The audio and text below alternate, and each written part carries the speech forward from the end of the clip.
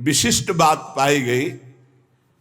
देखो, सदन जी का जो जन्म है, इसी से हमें ये पता चलता है कि भगवान केवल भाव देखते हैं।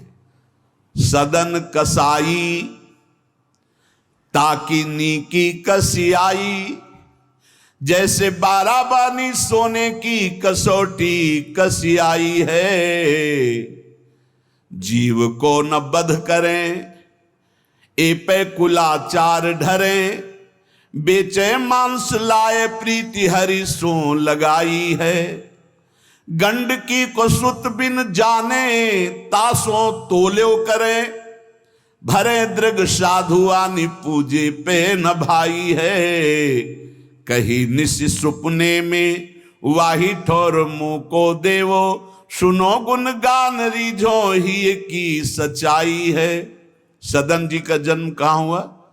कसाई कुल में, जहां पशुओं का वध करना एक स्वाभाविक वृत्ति है। निंदनीय किसी भी जीव की हिंसा करना निंदनीय कार्य है। देखो, पर कभी कभी ऐसे महापुरुषों का प्रभाव प्रकाशित होता है कि कुल कर्म छू भी नहीं सकते।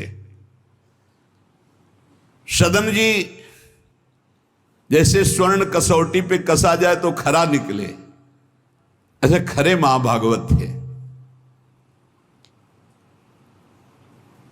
उनके हृदय में एक बार कुछ रिश्ते नातेदार आए, बच्चे ही थे, तो पिता एक छोटा बछड़ा लाए थे।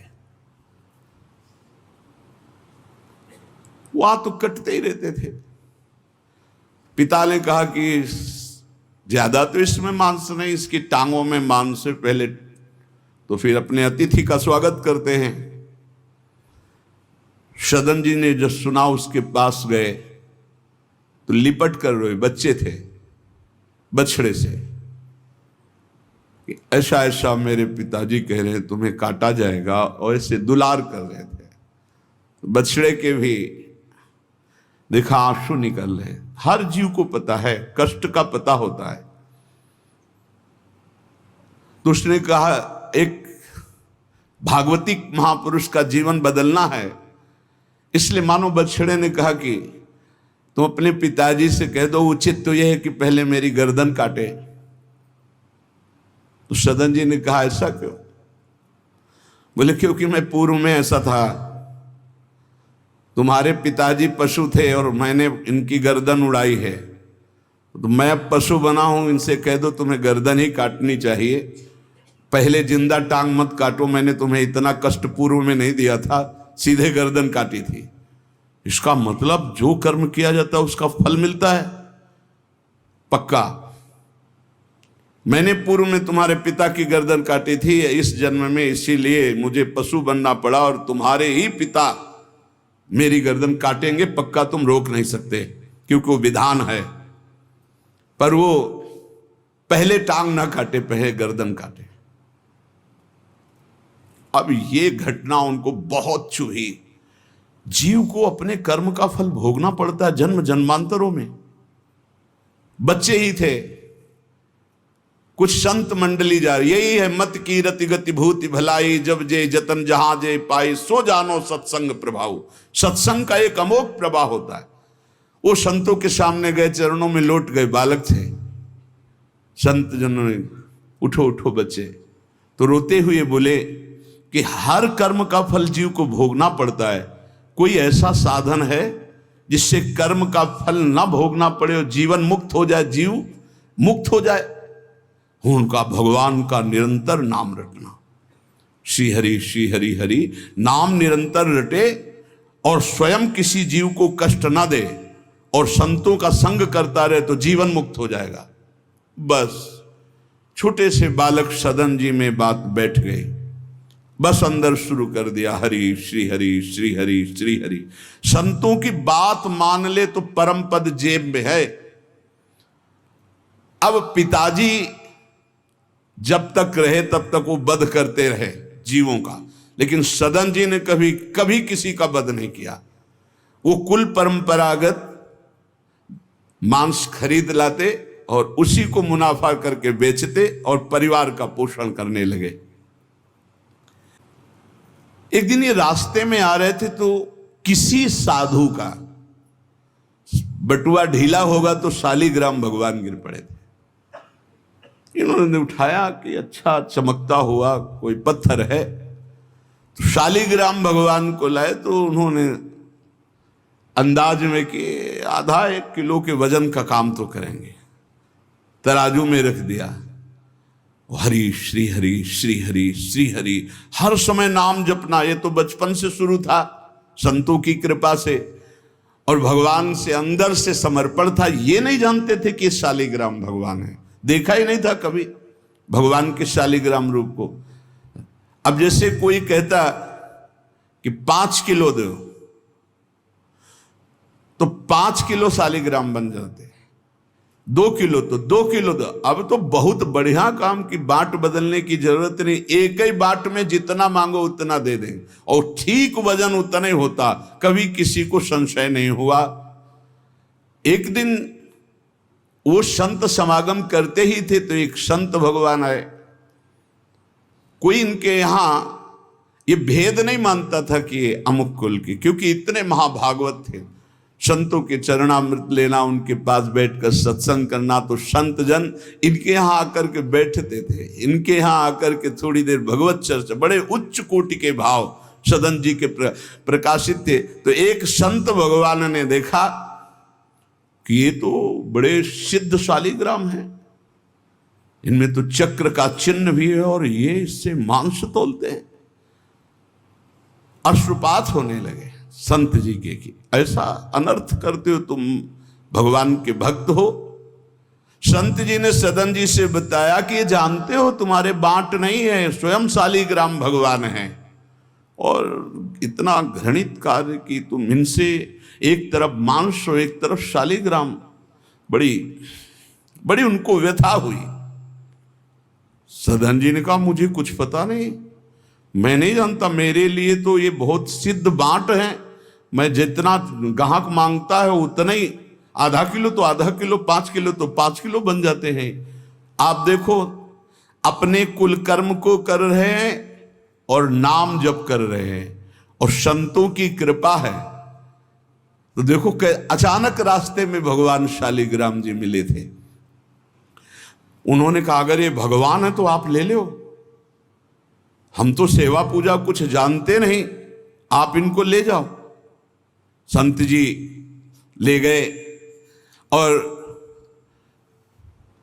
देखो ये हृदय में बैठा लीजिए, संत मिले मतलब आखिरी जन्म हमारा है। विश्वास अगर कर ले, पक्का समझ लीजिए ये तुम्हारा विश्वास काम करेगा। निमज्जोन्मज्जताम घोरे भवाब्धौ परमायनम संतो ब्रह्मविदा शांता निर्दडे वापसु मज्जताम। इस घोर संसार सागर में जो हम डूब रहे हैं, तो भगवान भेजते हैं ब्रह्मवेत्ता संत महापुरुष का समागम, और जहां संत मिले तो आखिरी जन्म समझो इस संसार समुद्र से पार होने के लिए सुदृढ़ नौका संत समागम है। भव सागर कहा नाव, शुद्ध संतन के चरण, तुलसीदास प्रयास बिनु मिलहि राम दुख हरन। संतों के चरणों का सानिध्य मिला तो देखो सदन जी हरिनाम जपने लगे, सदन जी के हृदय में संतों की प्रति प्रियता बढ़ी, शालिग्राम भगवान मिल, सब बानक बन जाता है। अब संत जी शालिग्राम भगवान को ले गए, एकांत में जाकर के भगवान का पंचामृत से अभिषेक किया, और इसके बाद वेद की स्तुति की, पुरुष सूक्त, शास्त्र शीर्षा पुरुखा सहस्राक्षा शास्त्रपात। भगवान को बिल्कुल अच्छा नहीं लगा। देखो भगवान प्रीति चाहते हैं, सिद्धांत एक अलग होता है। इसीलिए कल हम ऊपर कुछ साधकों से कह रहे थे कि किसी भी साधक को ठाकुर जी में जिस रूप में आसक्ति हो उसको ठेस नहीं पहुंचानी चाहिए, क्योंकि पता नहीं कितना आसक्त हो, आप देख करके अच्छा चलो, ऐसे नहीं कभी वही ओहो धन्य भाग, कितने सुंदर आपके ठाकुर जी है, बहुत सुंदर, आप खूब प्यार कीजिए, क्योंकि पता नहीं वो कितनी गहराई से प्यार कर रहा है आप, तो उसका हृदय बहुत दुखी हो जाएगा। भक्त का हृदय दुखी हुआ तो आपकी उपासना में फर्क पड़ जाएगा। संत जी को लगा था कि कसाई कुल में जन्मे, मांस का उधर पल्ला इधर ठाकुर, क्या अपराध कर रहा है, उनको ऐसा, और बाहरी दृष्टि में लगता भी ऐसा ही है। तो कहा भयो जो पे बड़े कुलहू में जन्म भयो, जप तप नेम व्रत साधन अपार है। कहा भयो तीर्थ अनेकन गमन किए, गयो नहीं जौलो निज मन को विकार है। जौलो मेरे संतन में राखे जाति भेद सदा, तौलो कहो कैसे वह पावे सुख सार है। मेरे साधु नीच पद पंकज ना धोयो, जोलो सब शास्त्रन को पढ़ी बोई भार है। जरा भी भाव किसी भी संत जो भगवत मार्ग के प्रतीक है, जाति पक्ष में रूप पक्ष में इनके तेज तो है नहीं, ये तो ऐसे बिल्कुल नहीं, सावधान, पता नहीं कौन किस कोटि का, उच्च कोटि का महापुरुष हो आपका चिन्ह। उन संत बहुत अच्छे संत थे, पर उनके मन में बात आ गई कि जाति के तो कसाई ही, काम तो नीचे ही है, मांस देखो नहीं जाना भगवान की महिमा। हम समझ रहे थे उच्च कोटि के, और वो बहुत उच्च कोटि के महापुरुष सदन जी, निरंतर नाम जप, और एक खास बात थी सदन जी में दैन्यता, कि मैं तो किसी योग्य नहीं, और उनको पता भी नहीं था कि शालिग्राम भगवान हैं। तो लेके आयो साधु मैं तो बड़ो अपराध कियो अभिषेक सेवा करी पे न भाई है। ये तो प्रभु रीझे तो पे जोई चाहो सोई, करो गरो भरी आयो सुनिमति बिसराई है। तेई हरि उरधारी डारी दियो कुलाचार, चले जगन्नाथ देव चाह उपजाई है। मिलो एक संग संग जात वे सुगात सब, तब आप दूर दूर रहे जान पाई है। संत जी ने बड़ा अभिषेक किया, वेद स्तुति की, भगवान को भोग लगाया, बड़ी प्रसन्नता से उच्च सिंहासन पर विराजमान किया। भगवान उसी समय आकाशवाणी हुई, ए साधु मुझे ये तुम्हारी वेद स्तुति बिल्कुल पसंद नहीं, तुम्हारा ये पंचामृत स्नान भोग ये सब, तुम मेरे भक्त पर नीच बुद्धि करके मुझे लाए हो ना, ये मुझे तुम क्या समझते हो? वेद मेरी श्वासों से ही तो प्रकट हुए हैं। वेद क्या है? भगवान की श्वासों से वेद का प्रादुर्भाव हुआ है। सो हरि पढ़े ये अचरज भारी, चारों वेद भगवान के श्वासों से प्रकट हुए। जाकी श्वास वेद श्रुतिचारी, जिनकी श्वासों से चारों वेदों का प्रादुर्भाव हुआ। मैं वेद की स्तुति और गंगा जल से उतना प्रसन्न नहीं होता जितना मैं अपनेपन के भाव से, मेरे सदन जी हैं और मैं सदन जी का हूं, मैं बिल्कुल तुम्हारी सेवा से प्रसन्न, मैं अपराध मानता हूं कि तुम वहां से मुझे लाए हो। साधु जी यह बात सुनकर एकदम घबरा गए, शालिग्राम भगवान को लिया, दौड़ते हुए सदन जी के पास गए और गदगद स्वर में कहा मैंने भारी अपराध कर दिया, ठाकुर जी को अप्रसन्न कर दिया, मैंने आपके प्रति भाव किया कि आप कसाई कुल में आपका अधिकार ठाकुर का नहीं है, इसलिए आप ठाकुर जी को नहीं जानते हो, आप ऐसा ये लो। ठाकुर जी अप्रसन्न हो गए हमसे, हमने तो पंचामृत से गंगा जल से सब अभिषेक किया, पुरुष सूक्त का पाठ किया, ले ये श्री ठाकुर जी को आप स्वीकार करो।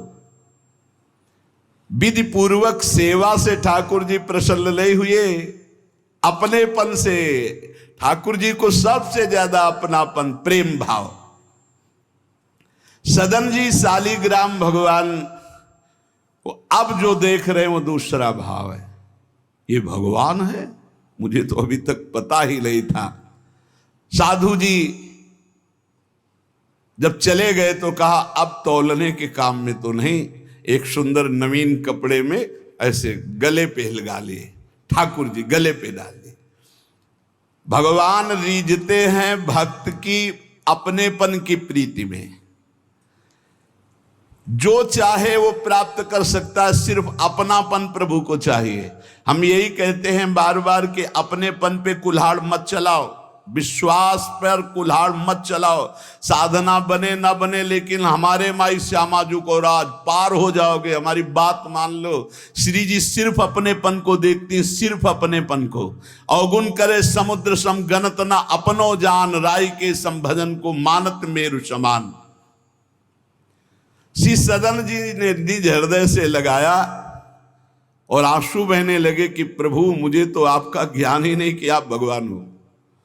आंसुओं से अभिषेक हो रहा। नाथ अभी तक तो मैं आपको जानता नहीं था, बड़ा अपराध हुआ, लेकिन आज मैं, जब आप हमें इतना प्यार करते हैं, जब साधु ने बताया कि मुझे भगवान ने कहा है कि मैं जितना सदन जी को प्यार करता हूं, उनकी मैं भावना से प्रसन्न, तुम्हारी सेवा से नहीं, उनको अद्भुत वैराग्य हो गया।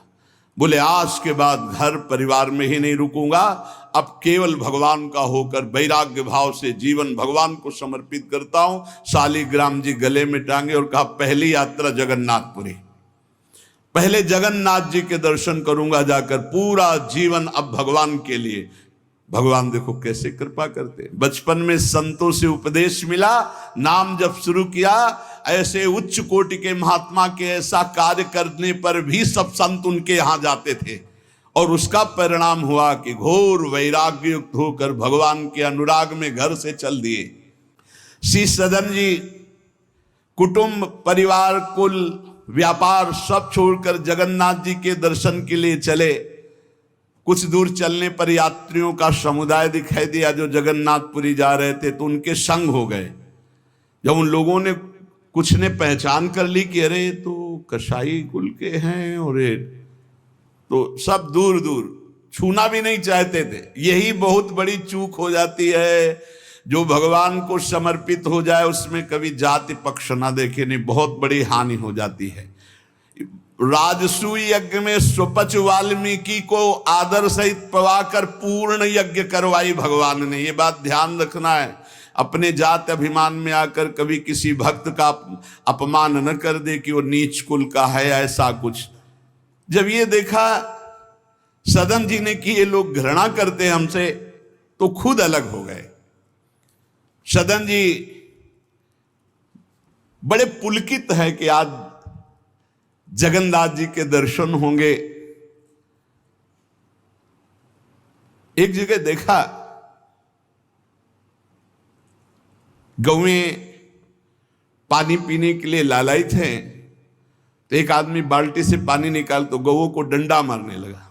सदन जी ने कहा क्यों, पानी क्यों नहीं पीने देते? तो बोले इतना गहरा कुआं है, घसीटने से हमारे हाथ दर्द होते, अपने घर के लिए ले जाएंगे कि इनको पिलाएंगे? तो उनका अगर आप कृपा करें कुछ समय हमें दे दें बाल्टी और मैं भरूं, तो बोले मुझे फिर कोई परेशानी नहीं। भर भर करके 2500 गाय थी, सबको पानी पिलाया। शाम हो गई, पानी खींचने में पिलाने में समय लगा, तो उन्होंने सोचा गांव में भिक्षा मांग लेते हैं और आज रात्रि कहीं एकांतवास कर लेते हैं, सुबह जगन्नाथ जी के दर्शन करेंगे। तो आयो मग गांव भिक्षा ले नई ठाव गयो, नयो रूप देखी को तियारी जी परी है, बैठो या ही ठौर करो भोजन निहोरी कहो, रहो निसि सोई आई मेरी मति हरी है, ले वो मुंह को संग गरो काटो तो न होए रंग, बूझी और काटी पति ग्रीव पे न डरी है, कही अब पागो मोसो ना तो कौन तो सो मोसो, सुर करी उठी इन मार्यो भीर करी है। बहुत कठिन है। वैराग्य लेकर भगवान के मार्ग में परम दयालु स्वभाव श्री सदन जी जगन्नाथ जी के दर्शन करने, रास्ते में एक घर में आवाज लगाई, भिक्षाम दे। भगवान की लीला, एक स्त्री निकली भिक्षा लेकर, देखा रूप। तो जो भगवान का नाम जप करते हैं, भगवान आश्रित होते हैं, उनका रूप अलौकिक होने लगता है। एक दिव्य आकर्षण होता है जो सबके चित्त को आह्लाद प्रदान करता है, क्योंकि आनंद स्वरूप भगवान का निरंतर चिंतन होता है। उसके प्रभाव से मुखाकृति में एक अद्भुत लावण्य, एक अद्भुत आकर्षण होता है। वो स्त्री ने देखा कि नवयुवक भिक्षुक तेजस्वी, वो रीझ गई, देखते ही रीझ गई, और उसने कहा कहीं मांगने की जरूरत नहीं, आप यहां बैठो और भोजन करो। सदन जी ने कहा हमें पाना तो है ही, जब आप पवाने के लिए कह रही तो पवा दीजिए। स्वाभाविक, क्योंकि अभी वैराग्य मार्ग में निकले। उस स्त्री ने प्रार्थना की, भोजन बना के पवाया और कहा प्रभु यदि आज रात्रि यहीं विश्राम कर लें तो आपको क्या, सुबह जगन्नाथपुरी चले जाइए। आपने उस स्त्री के विशेष आग्रह को स्वीकार करके उसके घर में शयन करना स्वीकार कर लिया। जब उसके पति सो गए तो वो रात्रि में उठ करके आई और आपके पास आकर बोली कि मैं आपको देख करके काम से पीड़ित हो चुकी हूं, अतः आप मुझे स्वीकार कीजिए और मैं सदा सदा के लिए आपके साथ के लिए चल दूंगी।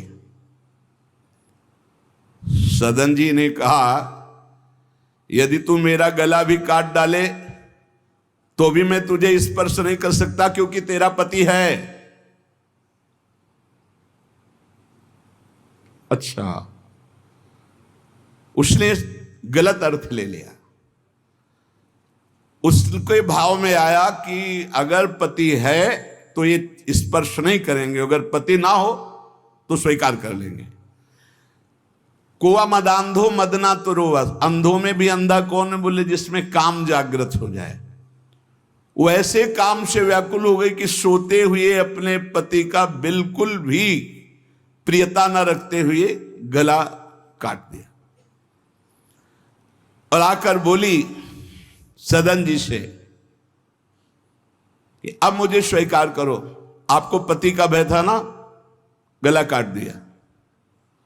सदन जी ने कहा कि तू कितनी नीच है, जब तू अपने पति का गला काट दिया तो तू कितनी नीच है, इतना सोचा है?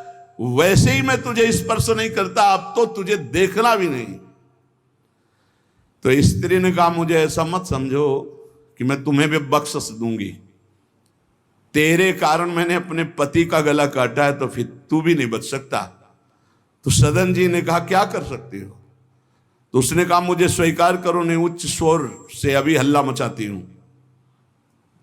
माया का विचित्र तांडव, और मैं जोर जोर से सबको कहूंगी कि ये मेरे साथ गलत करना चाहता था, मैंने रोका, मेरे पति ने रोका, मेरे पति का गला इसने काट दिया, इसलिए अभी कहती हूं मैं आजीवन तुम्हारे साथ रहूंगी, मुझे ले चलो। सदन जी ने कहा गला कटवाना बर्दाश्त है, लेकिन स्पर्श नहीं कर सकता। ये सब चूकों की चूक का पूर्ण आहुति, इससे पूर्णता हो गई। मैं धर्म के विपरीत नहीं चल सकता, तू चाहे मेरा गला तू काट दे या समाज से कटवा दे। सदन जी भगवान के भक्त थे, उनके भोले भक्त होते हैं भगवान के, ज्यादा बुद्धि नहीं लगाते हैं। नहीं तो रुकना ही नहीं चाहिए था, या उसी समय भाग जाना चाहिए था, भागना चाहिए था। वहां बैठ करके उपदेश नहीं, जब ऐसी घटना है तो भागना चाहिए था। जब वो कि प्रश्न करने के बाद जब सदन जी ने कहा कि तुम्हारा पति है, तुम ऐसा कैसा दुराचार पूर्ण भाव रखती हो, तुम मेरा गला काट दो तो भी तुम्हारा स्पर्श नहीं कर सकता। अब तो उसने देखा कि ये हल्ला मचा दिया, दौड़ो दौड़ो, देखो ये ऐसा ऐसा। अब गांव के लोग इकट्ठा हो गए, तुरंत बंदी बनाए गए सदन जी। वहां कौन सुने सदन जी, कौन सुनता है, भीड़ में कोई सुनता है। कड़ा शासन बादशाह का था, उनके सामने पेश किया गया।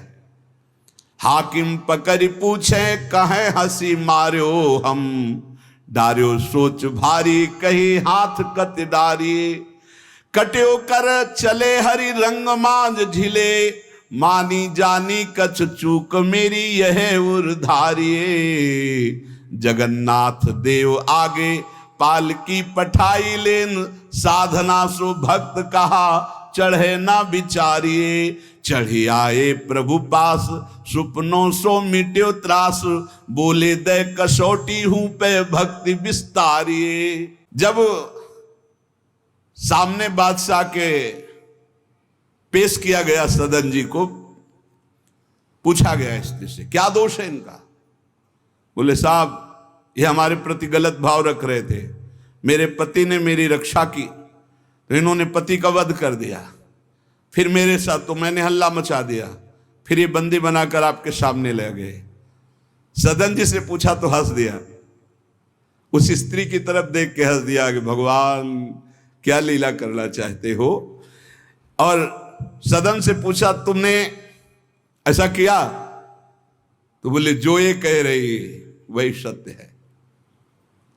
उन्होंने विचार किया कि जन्म जन्मांतरों में हमारे कोई पाप हैं जिनका निस्तार भगवान करवाना चाहते, नहीं तो ऐसा क्यों लीला करते।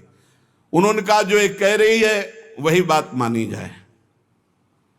सहम गई स्त्री कि है क्या, वो भक्त को क्या जाले। विरोध नहीं किया सदन ने, यह धैर्यवान भगवान के भक्त का। उन्होंने कहा जो ये कह रही है, क्योंकि जो ही प्यारो करे सोई मोहि भावे, जो ये कह रही थी। भगवान के रहस्य को जानने वाले भक्त ऐसा ही। श्री गदाधर भट्ट जी कथा करते थे, अपार भीड़ एकत्रित हो जाती वृंदावन में। आगरे से लोग सुबह भाग भाग करके अपार भीड़ सत्संग। तो एक कल्याण सिंह जी थे, बड़े जमींदार धनी, और सत्संग का प्रभाव है कि जितेंद्रियता, वैराग्य, भगवत प्रीति ये बढ़ती है। तो जब से उन्होंने सत्संग सुना तो ब्रह्मचर्य का नियम ले लिया, पत्नी से बात नहीं करते थे। अब घर गृहस्थी में तो यही संसारिक सुख है। कई महीने हो गए वो अपने राजकाज और सत्संग में भाग जाना, सत्संग से आना, बस एकांत में भजन करना। पत्नी ने देखा कि कई महीने हो गए हमारी तरफ देखना भी नहीं, बातचीत नहीं, ये कहाँ जाते हैं, कौन है ऐसा। तो पता चला गदाधर भट्ट जी क्या। बोले हमारी जिंदगी का कांटा है वो, बड़े सुख चैन से जीवन कट रहा था, जब से सत्संग में गए। अरे दक्ष ने साप दे दिया नारद जी को इसी बात के लिए, साप दे दिया। 2 घड़ी से ज्यादा कहीं तुम टिक नहीं सकते, जाओ साप देता हूं। तो नारद जी ने कहा 24 दूनी 48 मिनट में तो हम बड़ा काम कर लेंगे, तुम साप दे दो कोई बात नहीं। उसने सोचा कि मैं ऐसा मुंह काला करूं गदाधर भट्ट जी का कि कोई सुनने ही ना जाए, तो जब ये कथा नहीं सुनेंगे तो फिर हमसे प्यार करने लगेंगे। इसी ताक में थी कि कैसे क्या करूं। तो देखा उनकी गली में एक भिखारिन मांग रही थी, फटे पुराने कपड़े पहने, गर्भवती थी। फौरन बुलाया और सोने की असरफियां दी। अरे वो तो गली में मांगने वाली सोने की असरफियां मिली। अरे मालकिन तो उनका एक काम है, जितना तू धन कहेगी तुम्हारे परिवार वालों को दूंगी, बस एक काम कर, तू जा करके कथावाचक, जहां मेरे पति कथा सुनने जाते हैं उनका नाम गदाधर भट्ट है, वहां जाके बीच सभा में कह दो कि वैसे तो रोज आते थे और जब से ये हो गया तब से आ नहीं रहे, इसका पालन पोषण कौन करेगा। बस वो समझ गई थी इतने में सब भक्तों की श्रद्धा खत्म हो जाएगी। गली गली मांगने वाली उसको इतना स्वर्ण मुद्रा मिल गई, वो फूली हुई गई और कहा पंडित जी। पूरी सभा ऐसे लगी थी, नजदीक जाके जब ये नहीं रहा था तब रोज आते थे, जब से गर्व रह गया तो आने बंद कर दिया, इसका पालन कौन करेगा। बोले बैठो बैठो, बहुत दिनों में आए, बैठो। जिसने गर्भ दिया वही इसका पालन भी करेगा, तुम चिंता क्यों करती हो। खुश खुश शुरू हो गई कि यार ऐसा बड़े त्याग वैराग्य, बड़े उच्च कोटि के महापुरुष गदाधर भट्ट जी बड़े त्याग वैराग्य की बातें करते हो, ये हालत है पीछे की। अरे कुछ लोग कहने लगे हम तो कहते ही थे, शोरगुल शुरू हो गया। और कुछ भक्त थे जो प्राण समर्पित किए थे, उन्होंने कहा ऐसा नहीं हो सकता, ऐसा कदापि नहीं हो सकता, कोई षड्यंत्र रचा जा रहा है। तो उनमें एक बहुत श्रद्धावान और समर्पित थे, उनको बिल्कुल चैन नहीं पड़ा। सोचा अगर सामने से कुछ तो फिर हमारे ऊपर गदाधर भट्ट जी की, और वो समता प्राप्त पुरुष, जैसे सदन जी ने कह दिया जो ये कह रही वही सत्य है, ऐसे उन्होंने कहा कि तुम चिंता क्यों करती हो, जिसने गर्भ दिया वही पालन करेगा, बैठो तुम आराम से सत्संग सुनो। सामने ऐसे तिरछी चितवन से जाकर उसको बुलाया, गदाधर भट्ट नहीं देख पाए, नजदीक गई, पीछे मंच के ले गए, कहा सत्य बोल, कभी तो जानती है इनको, कभी मिली है। वो घबरा गई क्योंकि दसियों लोग पीछे पहुंच गए जो श्रद्धावान थे, बोल सच्ची। तो उनका मैंने तो कभी देखा ही नहीं है इनको, ये हमारे पास क्या आएंगे। खोल के दिखाई, इतनी असरफियां मुझे मिली हैं और इससे ज्यादा मिलेंगी। इस बात के कारण मैंने सोचा मेरे परिवार का, अरे तू परिवार के पोषण की सोच रही, लाखों की श्रद्धा की बात है, किसने दिया। तो बोले कोई कल्याण सिंह है उनकी पत्नी। कल्याण सिंह ने जे ही सुना, गदाधर भट्ट जी ने रोका, सत्संग का मतलब क्या है, बोले सभा में बोल। गदाधर भट्ट जी ने कहा कुछ कहने की जरूरत नहीं है, ये सब भगवान से प्रेरित है। कल्याण सिंह का तुम हमारी आज्ञा का पालन करो, अपनी पत्नी को कठोर शब्द नहीं बोलोगे, लेकिन गृहस्थ धर्म में हो, अपने धर्म का भी तुम्हें पालन करना चाहिए।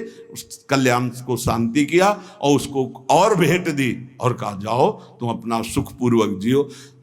जैसे महापुरुष जो स्थिति होते उसमें सबको लगने लगा था।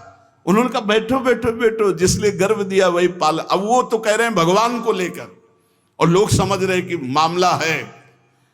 ऐसी सदन जी ने कहा जो ये कह रही वो सत्य है, क्योंकि वो समझ रहे हैं कि भगवान कुछ दंड देना चाहते हैं, तो मैं क्यों बचना चाहूं। भक्तों का बड़ा विचित्र स्वभाव होता, समझ पाना बड़ा कठिन। उन्होंने कहा जो कह रही है सत्य है। जो हाकिम था उसने जब देखा तो उसने कहा मेरा हृदय कह रहा है कि इनके चेहरे से लगता है ऐसे नहीं है, पर ये जब स्वयं स्वीकार कर रहे हैं तो दंड देना ही पड़ेगा। तो इस अपराध का क्या दंड होता है, बोले दोनों हाथ काट लिए जाएं। यहां से दोनों हाथ काट लिए गए, लेकिन उनकी मुस्कुराहट में फर्क नहीं पड़ा। 22 बाजारों में कोड़े मार मार करके बेहाल किया जा रहा है। हरि बोल के सिवा एक शब्द नहीं निकला ठाकुर हरिदास जी के। आप विचार कीजिए भक्ति में कितनी शक्ति है, कितनी अपार सामर्थ है। इतनी बार कष्ट दिया गया प्रहलाद जी को, एक बार भी हरि से शिकायत नहीं की। हर बार हरि हरि हरि, हर समय मतलब बलिहारी है इन महाभागवतों की जो भगवान के लाडले हैं। माया पर विजय प्राप्त करके दिखा दिया इन्होंने कि चाहे जितना सताओ, हरि के भक्त में ना हरि से प्रश्न है और ना सामने वाले पर कोई शिकवा शिकायत। दोनों हाथ काट लिए गए, मुक्त कर दिया गया, इसलिए कि वैष्णव है, भगवत भक्त है। अपराध बन गया तो हाथ काट लिए गए, उनको जेल आदि नहीं, भगवान की शिक्षा। अब रक्त श्राव हाथों से हो रहा है। जय जगन्नाथ, जय श्री हरि, जय श्री हरि। यात्रा नहीं रुकी जगन्नाथ जी की। जगन्नाथ जी ने तत्काल अपने पार्षदों से कहा मेरे महाभागवत सदन जी आ रहे हैं, तुरंत पालकी लेकर जाओ और उनको बैठाल के लाओ। जगन्नाथपुरी में प्रवेश ही किए थे कि पालकी लिए हुए पार्षद दौड़े, कौन से सदन जी हैं, सदन भक्त किनका नाम है। तो उनका सदन तो इस अधमदास का नाम। पालकी पे बैठो जगन्नाथ जी, अरे उनका कैसे पालकी, भगवान की भेजी पालकी में, पालकी को साष्टांग दंडवत किया ऐसे कि भगवान की नहीं, जबरदस्ती भगवान के पार्षदों ने उठा के पालकी में, जय जगन्नाथ। सदन जी सोच रहे कौन सी लीला है, वहां हाथ कटवा रहे। या इतना बड़ा सम्मान कि किसी को नहीं मिल सकता। जगन्नाथ जी के पार्षद पालकी लेकर जब जगन्नाथ जी के सामने गए तो आंख में आंख मिलाई और कहा प्रभु इच्छा तो थी कि हाथ जोड़कर आपको पर अब हाथी नहीं, तो ऐसे ही जीव किया तो जैसे स्वप्न में दुख मिला था जागते ही खत्म हो जाता है, ऐसे ही कोई पीड़ा नहीं, कोई हाथ कटे नहीं, पूरे नवीन हाथ और साष्टांग भगवान को दंडोत। भगवान ने कहा कि तुम हमारी कसौटी में पास हुए जाओ, तुम्हारे द्वारा इस जगत में भक्ति का विस्तार हो। जो तुम्हारे लीला चरित्रों का गायन करेंगे, जो तुम्हारे भाव, तो तुम उनके अंदर भी जैसी तुम्हारी सामर्थ्य भक्ति की, वैसी भक्ति की जागृति हो।